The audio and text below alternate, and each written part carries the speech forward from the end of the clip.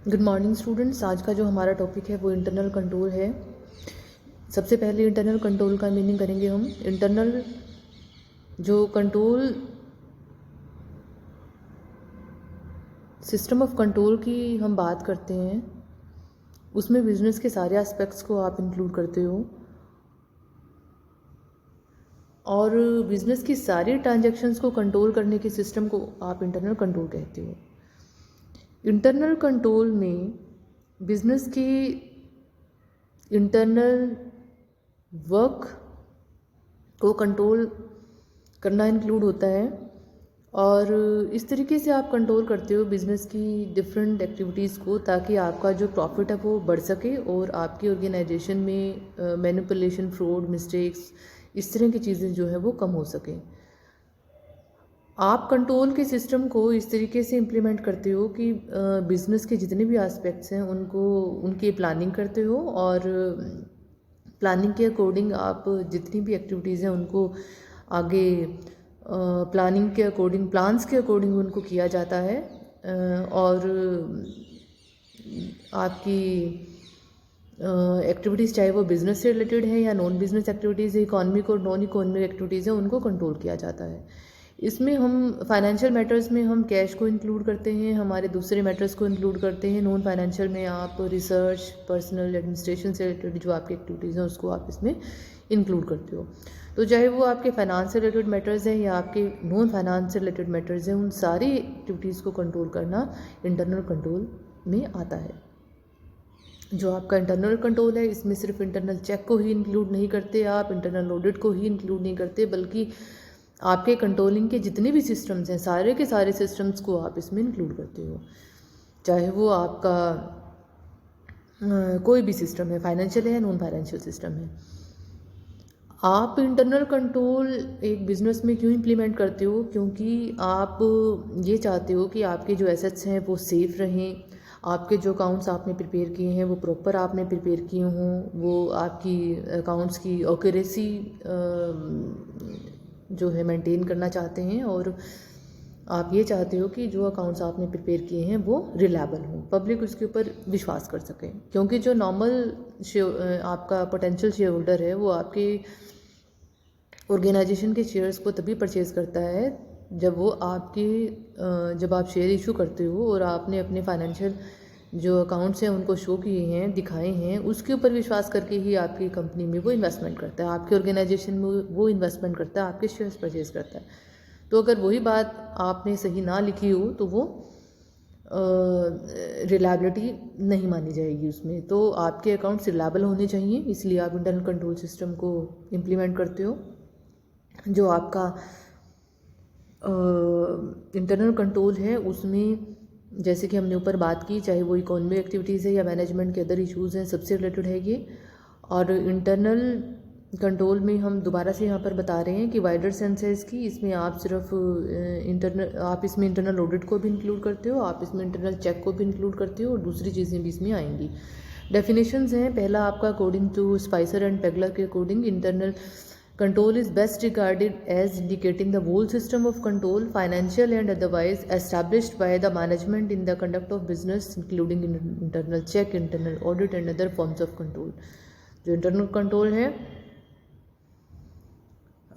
ये इसमें आपके ऑर्गेनाइजेशन के पूरे सिस्टम को कंट्रोल करना आता है, चाहे वो आपका फाइनेंशियल है या दूसरे मैटर्स हैं।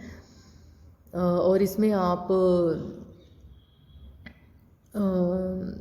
इंटरनल चेक को इंक्लूड करते हो, इंटरनल ऑडिट और अदर फॉर्म्स ऑफ कंट्रोल को आप इसमें इंक्लूड करते हो। हवार्ड के according internal check and internal audit comprise the principal means by which business management maintains internal control over the extensive activities and operations for which it is responsible. जो आपका internal check और internal audit आपको इस तरह से जो rules हैं वो आपको प्रोवाइड करता है कि जिनको यूज़ करके बिजनेस मैनेजमेंट आपके इंटरनल कंट्रोल के सिस्टम को मैनेज कर सकती है और आपके जितनी भी एक्टिविटीज़ हैं उनको वो कंट्रोल करती हैं। डिवीज़न में आता है आपका ऑर्गेनाइजेशनल कंट्रोल, अकाउंटिंग कंट्रोल और एडमिनिस्ट्रेटिव कंट्रोल। जो आपका ऑर्गेनाइजेशनल कंट्रोल है उसमें आप इंक्लूड करते हो। यहाँ पर इसने इसके मीनिंग में, ऑर्गेनाइजेशनल कंट्रोल की मीनिंग में बताया है कि आपका जो ऑर्गेनाइजेशनल कंट्रोल है उसके लिए सबसे पहले ज़रूरी है कि ऑर्गेनाइजेशन स्ट्रक्चर को समझा जाए, एक ऑर्गेनाइजेशन के स्ट्रक्चर को समझा जाए और डिफरेंट जो आपके डिपार्टमेंट्स हैं उनमें आपस में क्या रिलेशनशिप है उसको इंक्लूड किया जाता है। और ऑडिटर इस तरह से अगर करता है, वो आपके सबसे पहले ऑर्गेनाइजेशन के स्ट्रक्चर को अगर अंडरस्टैंड करता है तो उसके लिए बड़ा आसान हो जाता है कि वो अपने काम का स्कोप डिफाइन कर सके और अपने एक्चुअल ऑडिट को आगे प्रोसीड कर सके। ये एक ऑडिटर की ड्यूटी बनती है कि वो ऑर्गेनाइजेशन के स्ट्रक्चर को बड़े अच्छे से पहले समझे और उसकी आगे रिस्पॉन्सिबिलिटी बनती है कि आपके ऑर्गेनाइजेशन में जितने भी ऑफिसर्स हैं जो काम कर रहे हैं उनके बारे में उसको नॉलेज हो और उनकी रिस्पॉन्सिबिलिटीज़ के बारे में भी उसको पता हो। अब अकाउंटिंग कंट्रोल की बात आती है। अकाउंटिंग कंट्रोल में आप अपने अकाउंट्स के कंट्रोल की बात करते हो, स्टैंडर्ड कॉस्ट कंट्रोल को इंक्लूड करते हो, बजट कंट्रोल को इंक्लूड करते हो। एडमिनिस्ट्रेटिव कंट्रोल में आता है आपका कि आपके ऑफिस में जितना भी काम किया जा रहा है उसको, उसकी एफिशिएंसी को आप इंक्रीज़ कर सको। ऑब्जेक्टिव्स क्या हैं इंटरनल कंट्रोल के? पहला है, आप चाहते हो कि जो आपकी एसेट्स हैं वो सेफ़ रहें और आपकी एसेट्स की सेफ्टी के लिए आप क्या करते हो, आप पूरा चेकिंग की जाती है आपकी ऑर्गेनाइजेशन में टाइम टू टाइम कि जो अमाउंट आपने अपनी बुक्स में लिखी हुई हैं और जो आपकी एसेट्स एक्चुअली आपकी ऑर्गेनाइजेशन में प्रेजेंट है उनकी वैल्यू और जो वैल्यू अकाउंट्स में शो की गई है वो सेम हो। इस चीज़ को इंश्योर किया जाता है इंटरनल कंट्रोल की हेल्प से। Examine the accuracy of accounts ensuring that transactions are being recorded correctly. Second objective है इसका कि ये इंश्योर किया जाता है कि आपने अकाउंट्स को, आपके अकाउंट्स एक्यूरेट हैं, आपने उसकी एक्यूरेसी को ध्यान में रखते हुए अकाउंट्स को एग्जामाइन किया है, बनाया है और रिकॉर्ड जो आपने किया वो भी आपने सही किया, जितनी भी ट्रांजेक्शन्स की रिकॉर्डिंग हुई है वो सही हुई है। थर्ड ऑब्जेक्टिव है आपके हर एक एक्टिविटी से रिलेटेड रिस्पॉन्सिबिलिटीज़ को डिफाइन करना कि ये जो काम है इसकी रिस्पॉन्सिबिलिटी किस पर्सन के ऊपर आती है। फोर्थ ऑब्जेक्टिव है आपका, कंपेयर किया जाता है यहाँ पर स्टैंडर्ड्स को एक्चुअल परफॉर्मेंस के साथ अगर कोई डेविएशन आता है तो उसको रिमूव किया जाता है। देन फिफ्थ ऑब्जेक्टिव इज़ कि जो आपकी मैनेजमेंट है ऑर्गेनाइजेशन की, उसने जो पॉलिसीज़ बनाई हैं वो सही बनाई हैं और उन पॉलिसीज़ को आगे इम्प्लीमेंट किया गया है। जो भी काम आपके ऑर्गेनाइजेशन में हुआ है वो आपकी पॉलिसीज़ के अकॉर्डिंग ही हुआ है। जो मैनेजमेंट ने जो डिसाइड किए थे मेथड्स, उसी को आपने इम्प्लीमेंट किया है। लास्ट ऑब्जेक्टिव आपका है आपकी ऑर्गेनाइजेशन में वर्क की एफिशिएंसी को इंक्रीज़ करना, मटेरियल की एफिशिएंसी को इंक्रीज़ करना, लेबर प्लांट कैपिटल की एफिशिएंसी को इंक्रीज़ करना और आपका जो बिज़नेस है उसको आप और अच्छे ढंग से चला सको। ये आपके ऑब्जेक्टिव्स हैं। बेसिक प्रिंसिपल्स में आता है पहला, counting of assets. The work physically utilising any asset should be separated from the work of accounting for the same. दो बात इसने यहाँ पर डिफाइन की है। पहला है कि अब अगर एक एक्टिविटी आपकी आती है कि एसेट्स की एक्चुअल वैल्यू का जो वैल्यूएट करना, एग्जामिनेशन करना कि जो आपकी एसेट्स आपके ऑर्गेनाइजेशन में प्रेजेंट हैं उनकी वैल्यू कितनी है, और दूसरा है उन्हीं एसेट्स की अकाउंटिंग ट्रीटमेंट। ये कहते हैं कि वो दोनों चीज़ें अलग अलग पर्सन करेगा ताकि मैनिपुलेशन ना हो सके एसेट्स के कंपैरिजन में, क्योंकि एसेट्स में आपकी ऑर्गेनाइजेशन की बहुत बड़ी अमाउंट इन्वेस्ट होती है। डिवीज़न ऑफ वर्क नेक्स्ट है। डिवीज़न ऑफ वर्क यहाँ पर बताया है कि इस तरीके से आपने करना है अपना डिवाइड ऑर्गेनाइजेशन में कि एक एम्प्लॉई जो काम कर रहा है दूसरा एम्प्लॉई के हाथ से जब वो काम निकलता है, मतलब ऑटोमेटिकली चेक हो जाए आपका, इस तरीके से आपने उसको डिवाइड करना है। तो अगर आप डिवीज़न इस तरीके से करते हो अपने ऑर्गेनाइजेशन में तो इंटरनल जो कंट्रोल है वो सिस्टम आपका स्ट्रॉन्ग होगा। फॉर्म्स हैं। पहला आपका कैश कंट्रोल है।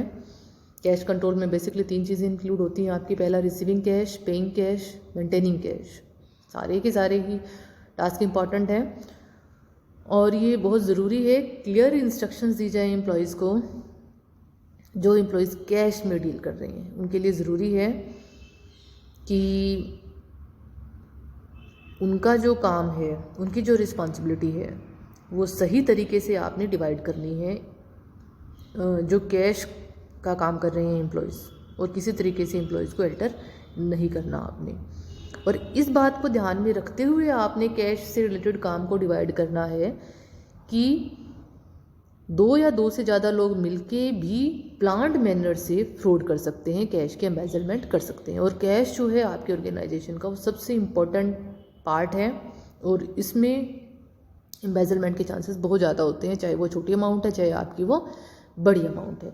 तो आपने ध्यान रखना है जब भी आप रिस्पॉन्सिबिलिटीज़ का डिवीज़न करते हो, काम का डिवीज़न करते हो अपनी ऑर्गेनाइजेशन में कैश से रिलेटेड, तो आपने ध्यान रखना है कि 2 या 2 से ज़्यादा लोग मिलके फ्रॉड कर सकते हैं प्लांट में। जनरल फाइनेंशियल कंट्रोल नेक्स्ट है। जनरल फाइनेंशियल कंट्रोल में आप इंक्लूड करते हो आपके अकाउंट्स की मेंटेनेंस, आपके एम्प्लॉयज़ की लीडिंग और सुपरविजन से रिलेटेड एक्टिविटीज़, आपके एम्प्लॉयज़ का आपस में कैसा रिलेशनशिप है, कोऑर्डिनेट रिलेशनशिप है या नहीं है। System of financial control is necessary for every organisation, चाहे वो छोटा है चाहे वो बड़ा ऑर्गेनाइजेशन है। Control regarding trade transactions next है। इसमें आप इंक्लूड करते हो आपकी सेल्स से रिलेटेड एक्टिविटीज़, परचेज से related transactions.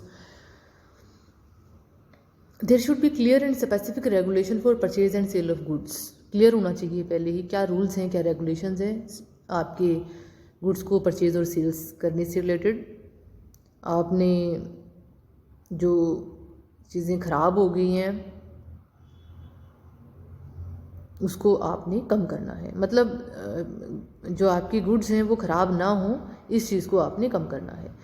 Purchase of goods, receipt of goods, protection of goods in hand and maintaining accounts of same are all very important tasks, and even a little laxity be a proper system for the sale of goods, such as the right to sell goods and custody of goods, and for maintaining the accounts for the sale there should be a proper system for accounting and for purchase and sales return.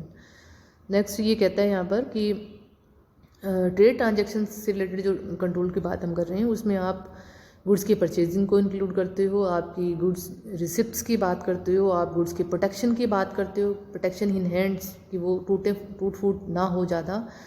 आप accounts की maintenance की बात करते हो, जो goods आपने purchase किए उसके अकाउंट्स की मेंटेनेंस की बात करते हो। सारी की सारी चीज़ें इंपॉर्टेंट हैं।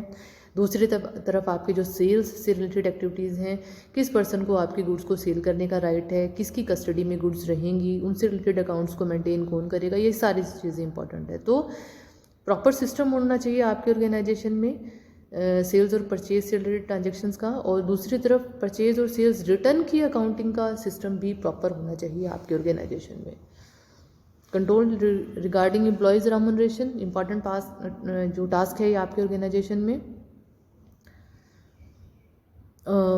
आपने सैलरीज पे करनी है, वेजेस पे करने हैं एम्प्लॉयज़ को, और इसमें बड़ा इजीली जो है मैनिपुलेशन हो सकता है, तो आपने इस तरह की मिस एप्रोप्रिएशन को रोकना है कैश से रिलेटेड।